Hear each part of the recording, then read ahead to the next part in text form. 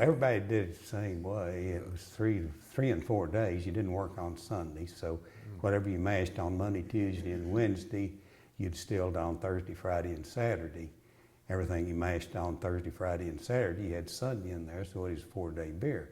And it depended on the set temperature. You set it a little warmer on 3-day beer, so they'd work out a little bit faster. And the 4-day beer, it was a little cooler. And there again, nosing all the samples and nosing the fermenters, that's all, that comes into the artistic part. Knowing how your yeast reacts. It's like the old Bourbon distillery that talks about just one yeast that I've had for generations. Well, maybe they do, maybe they don't. If the daddy was a bacteriologist, maybe they do. Otherwise, it might not be the same thing.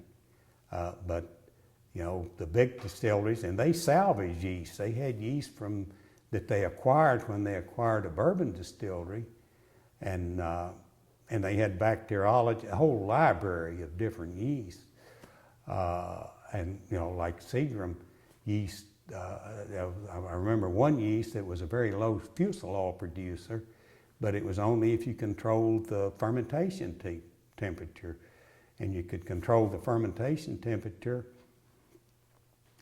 But the old timers couldn't. They were at the whims of the water source, and the cooling water, like Fairfield, McKenna Distillery at Fairfield. They only operated. They couldn't operate during the summer months. A lot of your old distilleries couldn't.